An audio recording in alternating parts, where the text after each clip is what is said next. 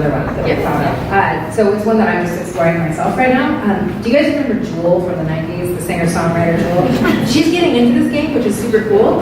She tells an amazing life story along with some mindfulness practices. So I think it's called Never Broken. And I've been listening to her guided meditations, and she has the really lovely 1 and 2 minute ones, because for me, time is of the essence. So I'm like, how to have a hard conversation. Okay, 1 minute, I'm gonna run it before my next meeting, I'm gonna get in there, okay, now I got it.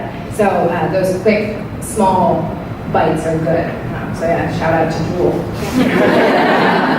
Love her. And also for all of you tonight, in the gift bags, there's a 3-month premium subscription to Headspace, which is my favorite meditation app, and I hope you guys will enjoy it, for those of you who don't already use it. But let's open up to some questions to the extent anyone would like to jump in here.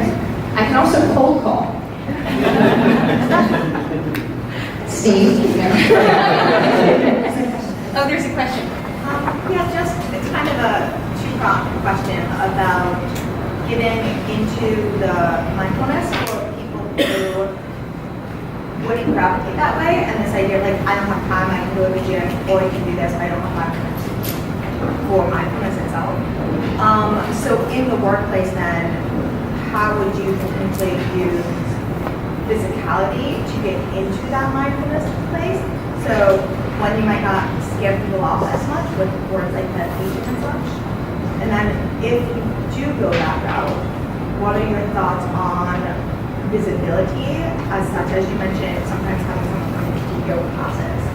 So now, is this something that we would have in a physical room to maybe up participation, or are you more on the side of privacy with it?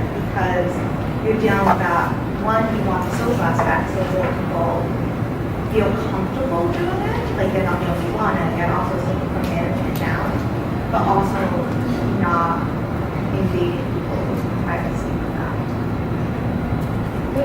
Yeah, I was going to say, so if I continue my failure story of my guided meditation in the office that has turned into a beautiful success story, probably without a lot of my assistance. So because I was not a meditator, I didn't have my own personal practice that was very well rehearsed before I started implementing programs within organizations. My initial reaction was, put it in a dark room. Like I said, I got the bells and the pillow. I was doing the checklist meditation thing. And what I realized very quickly after bringing in different practitioners, again, it's such a personal thing to your company and to the needs of your employees. But what I discovered was that each practitioner kind of had their own method and their own way of doing things. And we figured out what was right for us through that process. And so ultimately what ended up happening is they actually, to this day, it is primarily men, which was shocking to me, that participate in the guided meditations. And two, there's almost, it's a very collegiate experience. I thought that a guided meditation was a very personal journey, which is why I wanted people to have privacy. And now they do it up on our 4th floor on the beautiful roof deck, and it's almost like group therapy. And there's this core group that goes together, and they're constantly bringing new people in. And every time there's a new practitioner, they want to show that off to other staff members. And I'm like, who knew? I thought that was a really personal thing. So I think finding and discovering what's right for your team and your staff is critical, and also recognizing maybe you need to break it up into cohorts and how you, again, there might be a very personal, private reason. So yoga, which I thought would be a little bit more like, hey, we're just going to go do it on the roof, and it's beautiful and it's sunny. They're like, no, actually, I don't wear my yoga pants in front of everyone. I want to be in the private studio. And so my assumptions were wrong going into it, but I think if you learn and grow and build your programs for your actual team, it will impact the effectiveness. One thing I'll add that has a real impact is when you do have meeting rooms, so coming from Google, where I spent the better part of 10 years, they had quiet rooms everywhere, and sleep or nap rooms, and everything you can imagine, that you see on TV, Google has. And so what it does, though, is give that culture of permission that this is the way we do things here. So I don't think anyone at Google ever felt ostracized for wearing their yoga pants or doing meditation or taking time for a massage, because that was a part of the culture. So even though it won't work everywhere, having a physical space starts the conversation of this is okay. And it doesn't have to be like a yoga room. No, it has to be there. Yeah, it can be workplace ergonomic design.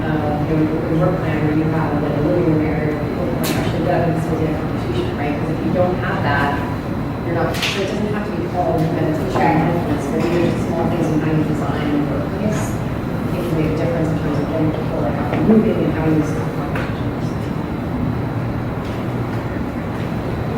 My question is for Katelin, following up to the empty yoga room at first. What happened between that point and when it suddenly became a more popular thing around the office from an internal communication standpoint? How did you promote and gain awareness there? Yeah, I had to renege on that one really fast. There was a lot of backpedaling, and then a complete rebranding.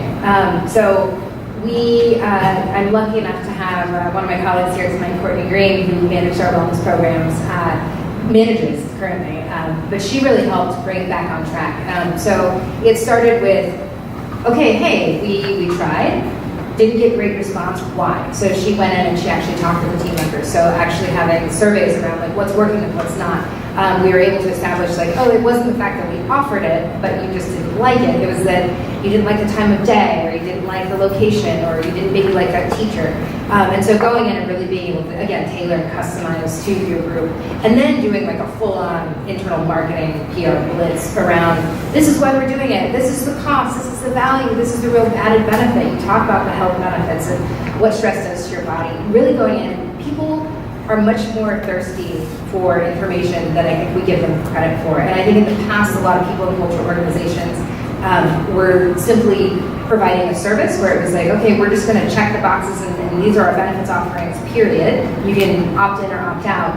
Now it really is about this holistic experience about what is your journey, what is your path, what are your needs, what does your day look like, what is the cadence and rhythm that this group needs versus that group's needs. They want to be talked to, they want to be engaged, they want to be a part of building something, and when they feel like they're a part of the process versus like lights on or lights off, they become much, much more engaged. So thank you, Courtney, for all of the listening that you do. Katelin, are you hiring? Absolutely. But my other question is, a lot of what we are discussing has been I guess more tailored to these enterprise companies, right? You guys have the funding, you have the budgeting, you have the marketing team. You really do have a force behind you. What happens when it's, boutique firm or, private equity, family office, and you're trying to introduce, kind of this new way culture of mindfulness? What do you recommend if you really don't have something to work with like that? And what vendors that you maybe run into where, they start off really small and then work their way up to like enterprise level? And maybe along the same lines, like adding on to your question, what do you do when you're trying to get buy-in when you're just not getting it? Like, are there metrics that you can present that really elevate the importance of this? Or, So for our course, one of the things that we do is we do a significant amount of testing at the beginning, middle, and end, and we also do weekly surveys. And so we've seen people reporting drops in absenteeism. And that's something that, usually organizations are very interested in. Also, we see surges in people experiencing they have less stress, less anxiety. They report a greater sense of meaning in life. And so overall, they report a higher level, they perceive an effectiveness because they're so much more engaged. And so if you're with a really small organization, what's nice about that is that you can actually experiment with a lot of things. I mean, one of the things that they have to deal with is that when they roll things out, those things have to be really scale tested. But for a smaller organization, you have a lot of flexibility, and so you could have everyone come in with their favorite app and their headphones. You could do a lot of different things and try a lot of different providers that are out there. I really like the Headspace onboarding program. I think one thing that's easy to do with a smaller organization is to find a champion inside the organization. I don't know how small you're talking, but find that champion and then hire one. So if you really want to make a change, one person in a small organization can make a huge difference. So if that's your goal, to change the culture, your next hire should be your next champion. So I have a fun fact. Reddit is actually only 185 people, and I started a year and a half ago. Prior to my arrival, we actually didn't have any internal people and culture function at all. So when I started, we were 75 people. We're 185 today, and I hired 155 of them. So I'm actually not enterprise at all, and nor are we revenue positive, which means that everything we do is by the scripting and bootstrapping that is startup life in San Francisco. All of these programs and initiatives are literally like pulled out of Courtney and I's heads, in addition to our team, which is growing in size now. But I think that to your point, it really is about you have to have people that care, and you have to set the tone, giving permission, demonstrating that this is the culture that you want to build with intention, with mindfulness and wellness being one of the core principles. And then getting your buy-in and making sure that you have a leadership team that appreciates that. And then you can start working on the funding. But really, the great thing about mindfulness is that it doesn't cost anything. Anyone can be mindful, and whatever that looks like to you. So I'm happy to share more about small stuff. Yeah, and I still have 2 more questions. Let's try and get these last 2, and then these ladies will be around, I think, for a little bit afterwards. So to the extent I missed someone, feel free afterwards to come up. Okay. Great. So thank you all for coming. There's been a lot of great insights here tonight. I would love to know what tools that you use to really help employees and leaders understand more about themselves. I do a lot of therapy work one-on-one with people from the startup community and small business community.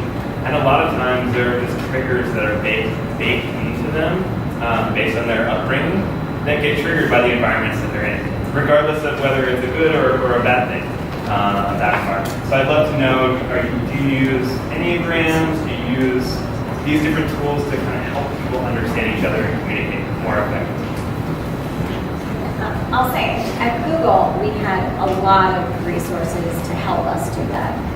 There were a lot of trainings, there were a lot of, there's obviously like the Myers-Briggs of the world, which we've taken as teams to get a better understanding of who we all are and how we operate.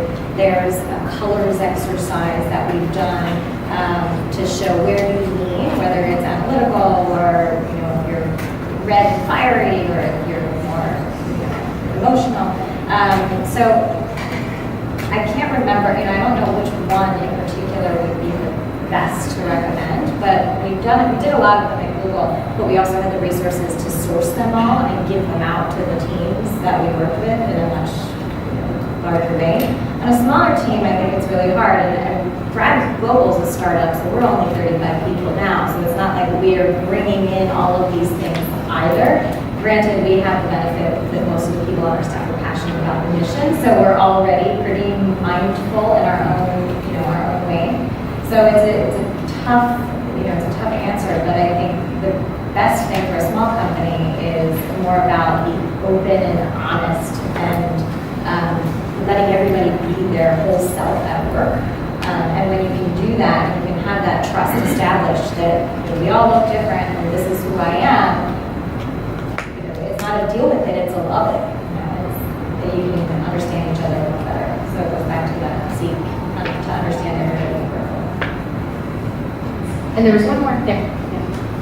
Hi, I'm a sales and strategy leader, and I find that mindfulness is the first thing that goes out the window when everyone's scrambling to make revenue goals, right? So my question for that specific profile is around incentivizing, which universally is something that drives sales teams, right? So I'm very curious to know, have you incentivized around mindfulness, almost like, I don't know, reverse psychology, that it will be good for you eventually, and then hopefully just becomes a part of the fabric of the individual, and then of course the team. So the direct question is, do you incentivize around it? And if you have, what have you done? So we are thinking, we have an outcomes-based incentive benefits and wellness, very robust comprehensive plan. We're thinking about it, and luckily in the future, when we roll out, some more large-scale programs, we will incent for engagement in the program to start the dialogue and get people to do the thing, right? And you just get people to use it. We have health assessment and, my and do incent for them. So it's sort of in the fabric of our culture, and we have really high participation, like 70, 80, 30%. So we will likely do that, but it will be for a broader scale application. It won't be for like meditation or something else. Another example that I heard is there's a company, a private equity firm called Bridgestone, and what they have done is they have allowed their teams to take, over the course of 6 months, they can take mindfulness classes and they'll pay for half. And then if they take the full 6 months for the class, they'll reimburse them for the rest. So it was a great incentive to get people to do it because they were discounting it 40% and then fully recoup the benefits or the payments of it after the 6 months was up. So it was encouraging and incentivizing to stick with it. Tell you what not to do. Another failure on my part.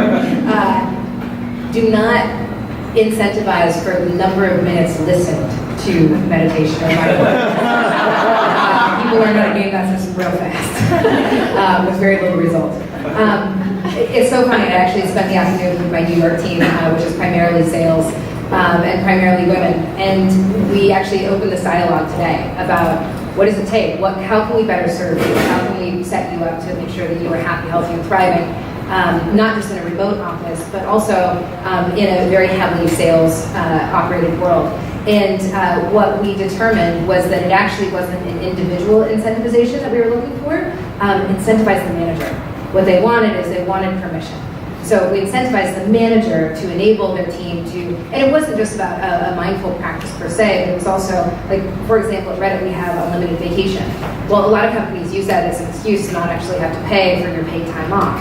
We actually want you to go and take it. So we incentivize you with an $800 a year wanderlust stipend. So no, get out, go learn something, bring something back, present to your team something that is new, something that you've learned. So by encouraging the team through their manager, the one that's actually designed to enable and support them, it has to be holistic support, not just take your numbers. Additionally, we actually incentivize for better, for worse, through performance management. So we've actually broken out, if you're still doing rankings or scores for your performance management, we actually did a split track this quarter, and we did one score for performance for your results, and then one score for your values and how well you align your behaviors, essentially.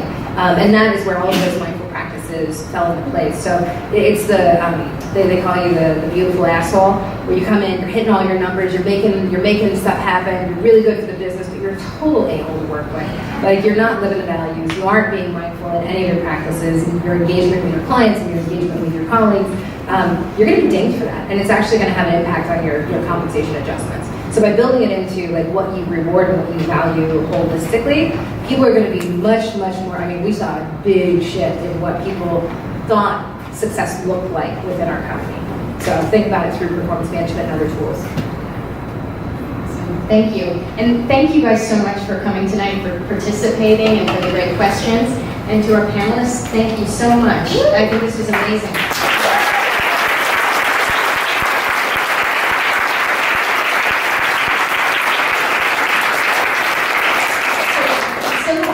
Food, I think. I haven't been over there in a while, and I think some wine left. But most importantly, please don't forget to get a gift bag on the way out. There's lots of amazing goodies in there. And again, thank you to Lever and Mindsail for supporting us tonight.